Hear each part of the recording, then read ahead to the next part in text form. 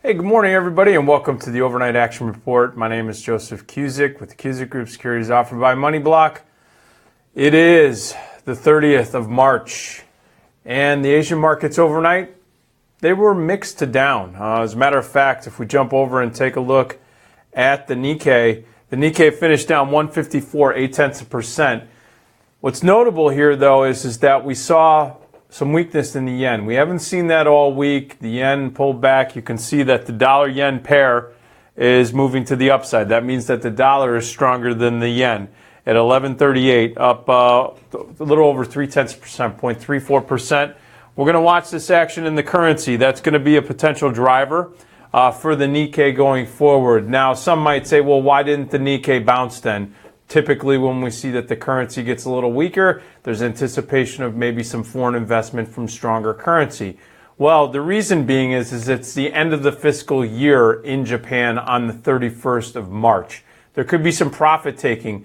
If you take a little look back, the market has moved up quite a bit since the end of December and into 2017 and just been in this range. As a matter of fact, if you look at the close last night, it finished below its 50-day moving average. So the bulls are not winning right now in the short and midterm.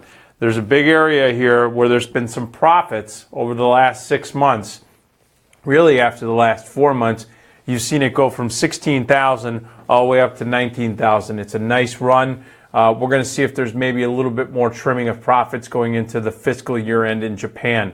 Now, taking a look at the Shanghai Composite. The Shanghai Composite was the worst performing index in Asia, finished down a little under 1% at 0.96% at 3210.23, down 31 points. Two notable things. From a technical perspective, you have a close below its 50-day moving average. That's telling you that both the short and intermediate term bulls in China, they're a little rattled right now. There's a battle being fought here, and the bears are winning at this juncture in China.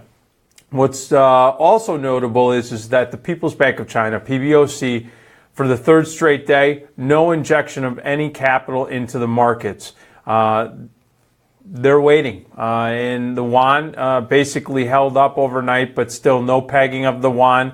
And we've been talking about this, but we have not heard anything specific. But there is anticipation of potentially increasing lending standards in the property markets. Now, not only is that going to put pressure potentially on the hot property markets in China, you're also going to see it being represented in Hong Kong as well, which finished down 91 or a little under 0.4% at 0.37% at 24,301.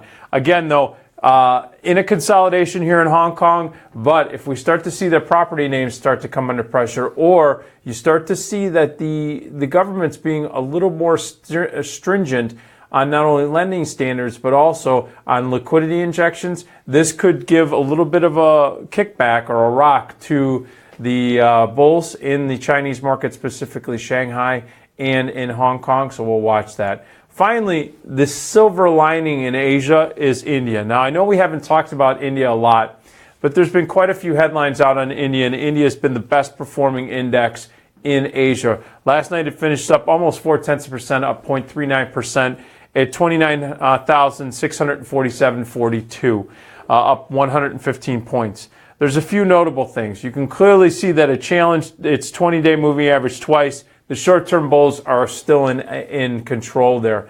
The other thing is that you've seen some notable discussion that Apple could be moving some production elements to India. That is a positive for the Indian markets, and that has been a catalyst for the last few sessions. We've seen those headlines come out in the last last week or so. We're going to keep an eye on that. There could be some catalysts in India on that front, and that could be pushing this Asian index to new highs, which, by the way, they are challenging right now, new highs in 2017. So worth keeping an eye on. All right, folks, that's it for the Overnight Action Report here at MarketStream.live. Join me at 8:45 Eastern Time here to discuss everything that's going on in Europe. See you then.